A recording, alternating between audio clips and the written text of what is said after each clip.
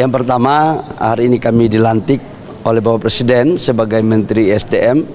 Sudah bertentu Bapak Presiden atas arahannya untuk melakukan beberapa langkah-langkah dalam rangka percepatan, terutama dalam mengoptimalkan potensi dan produksi sumber daya alam kita dalam rangka meningkatkan pendapatan negara, sekaligus menciptakan lapangan pekerjaan. Yang kedua adalah yang sudah bagus sekarang kita lanjutkan, yang belum baik ya kita sama-sama perbaiki. Karena sejatinya kan semuanya itu berkesinambungan. Pak, mengingat Sorry. Ya. Pak, mengingat Bapak juga pengusaha tambang, Pak, dan Bapak juga sekarang jadi Menteri SDM, terkait dengan konflik kepentingan ini bagaimana menjaganya? Saya sejak dilantik jadi pemerintah sebagai Kepala BKPM, saya tidak lagi menjadi pengusaha. Jadi udah selesai, dan insya Allah sekalipun saya punya latar belakang sebagai pengusaha, saya bisa membedakan mana yang untuk kepentingan negara dan mana untuk kepentingan pribadi. Justru dengan pengalaman saya sebagai mantan pengusaha, itu akan mencoba untuk memenuhi apa yang harus dilakukan perbaikan dalam rangka sejalan dengan apa yang dibutuhkan oleh dunia usaha. Artinya diproksikan ke nomini, Pak? Oh, ngawur itu. Enggak, maksudnya kan udah nggak pegang langsung, jadi usahain. Oh enggak dong, kalau perusahaan saya jalan aja normal. Saya nggak lagi menjadi pengurus kan. Pak, soal koordinasi dengan Pak Rosannya ke depan seperti apa? Karena Bapak kan Kepala Satgas sebelumnya, statusnya. Pak Rosan ini adalah senior saya. Sebagian dari para pekerjaan Kementerian SDM itu hilirnya itu ada di Kementerian Investasi, terutama menyangkut dengan IUP. Pasti saya akan komunikasi dengan Pak Rosan. Yang kedua menyangkut dengan Satgas. Satgas itu melekat pada jabatan. Jadi Satgas itu melekat pada jabatan Menteri Investasi. Begitu saya sudah pindah sekarang ke Kementerian SDM, ketua Satgasnya tetap Menteri Investasi, yaitu Pak Rosan. Namun karena Satgas itu adalah Menteri SDM juga sebagai wakil ketua, pasti kami koordinasi. Dan sifat pengambilan keputusannya kan kolektif kolegia. Gitu. Ya. Untuk Pak Supratman, arahan dari Presiden jadi mencoba apa? 2 bulan terakhir. Yang paling utama adalah melakukan reformasi di bidang hukum ya, terutama yang berkaitan dengan banyaknya tumpang tindih aturan di antara satu undang-undang dengan yang lain.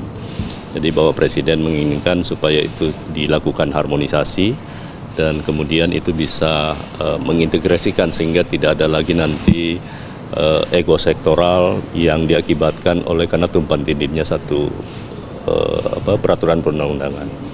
Yang kedua, tadi pagi kami juga setelah bertemu dengan Bapak Prabowo, Presiden terpilih, beliau memesankan kepada kami untuk menjaga Republik ini, jangan melakukan segala sesuatu yang perbuatan tercela, dan insya Allah itu akan menjadi tugas yang akan kami jalankan.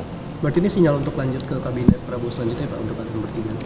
Bukan, karena saya sebagai kader Gerindra tentu wajib untuk sowan kepada beliau meminta izin doa restu, dan tadi pagi kami diterima dan beliau hanya memesan itu kepada kami.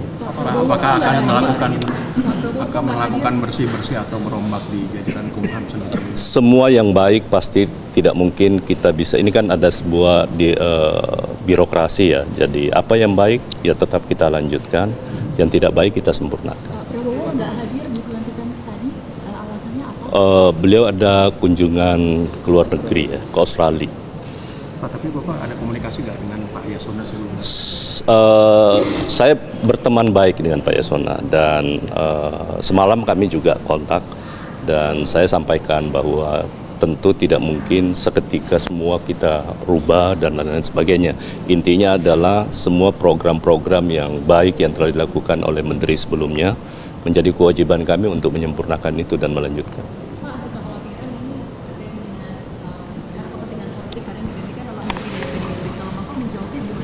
Nggak ada masalah kalau soal itu kan kewenangan hak prerogatif presiden ya. Jadi tidak ada sama sekali dikotomi antara partai pemerintah atau yang lain-lain. Yang jelas presiden memberi kepercayaan, tugas saya untuk melaksanakan tugas itu. Bagaimana posisi Bapak mengenai apabila ada dua partai politik di dalam partai politik?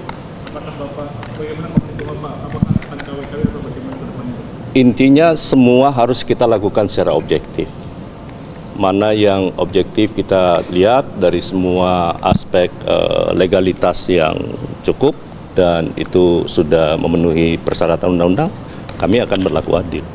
Pak, jabatan ini kan tinggal berapa bulan lagi, Pak? Apa ini maksudnya berlanjut ke untuk kabinet selanjutnya, Pak? Wah, itu saya tidak bisa menjawab itu karena tentu itu penugasan berikutnya dengan presiden terpilih. Pak Bahlil juga, Pak. Apakah ini maksudnya berlanjut untuk di kabinet? Ya, ini semuanya kan untuk menteri itu kan pembantu presiden. Jadi kita harus serahkan kepada yang punya hak prerogatif. Kita sebagai warga negara menjalankan aja apa yang diperintahkan oleh negara. Ya. 2 bulan terakhir ini Pak, akan strateginya seperti apa Pak untuk khususnya dan titipan dari Pak Arifin sendiri Pak? Saya pasti habis ini saya akan komunikasi sama Pak Arifin karena saya sama beliau kan hubungan abang adek. Komunikasi kami kan sangat baik sekali. Jadi pasti yang sudah bagus saya akan lanjutkan. Kemudian saya akan tanyakan apa-apa yang menjadi PR yang harus saya selesaikan. Jadi bukan berarti ada pejabat baru masuk kemudian merombak kebijakan, nggak boleh. Yang sudah bagus kita lanjutkan. Itu kan memang pemerintah harus begitu. Yang belum bagus ya kita sempurnakan bareng-bareng ya. Pak Rosan. Nah, ini yang paling yang tinggal 2 bulan, apakah akan efektif bekerja Pak? Karena sisanya hanya 2 bulan untuk pada apakah saya yakin semua pasti punya strategi ya. Masing-masing mempunyai style kepemimpinan. Justru tantangan bagi kita lah dengan waktu yang ada kita harus mampu memberikan kontribusi kita yang terbaik kepada bangsa dan negara. Ya silakan Pak Rosan. Ini Pak Rosan ini bos saya soalnya. Pak Rosan kan disebut ini adalah masa transisi ke pemerintahan Pak Prabowo nih. Nah, strateginya bagaimana? Ya, ini kan pertama tentunya saya mengucapkan terima kasih atas amanah yang diberikan oleh Pak Presiden Joko Widodo kepada saya. Dan ya amanah ini akan kita jalankan sebaik-baiknya. Untuk sisa waktu 2 bulan ini ya kita berikan yang terbaik dan karena kebetulan juga Menteri Investasi sebelumnya adalah udah seperti ini adik saya sebetulnya, jadi kita komunikasi sangat baik dan kemarin malam kita sudah mulai bicara dan untuk supaya handovernya, supaya perpindahan itu berjalan dengan baik, berjalan dengan mulus karena program-program yang sudah dicanangkan ini harus kita selesaikan dan pencapaian-pencapaian yang sudah sangat luar biasa yang dilakukan oleh Pak Menteri Bahlil ini ya kita akan teruskan dan tentunya akan kita sempurnakan sehingga target-target yang sudah dicanang ini bisa dilaksanakan dengan baik. Sempat berkomunikasi dengan Prabowo, Pak? Tadi pagi beliau menyampaikan untuk menjalankan amanah ini dengan sebaik-baiknya dan cintailah rakyat Indonesia dan selalu jalankan ini dengan ingat kepada Tuhan Yang Maha Esa. Itu udah arahan dari beliau tadi. Pak, terkait soal mencari investasi asing di IKN, karena saat ini kan belum ada realisasi. Ya tentunya sebagai Menteri Investasi ya kita akan mencari investasi sebaik-baiknya, sebesar-besarnya untuk masyarakat Indonesia itu di IKN dan juga tentunya dimanapun wilayah di Indonesia. Jadi itu adalah tugas dari Menteri Investasi. Pak, terkait 2 bulan lagi Pak, untuk realisasi investasi di IKN sendiri strateginya bagaimana untuk mempercepatnya Pak?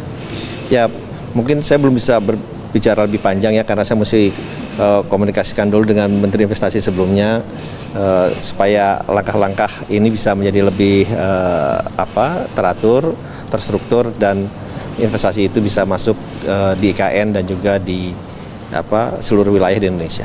Pelantikan ini jangan dilihat berapa waktunya.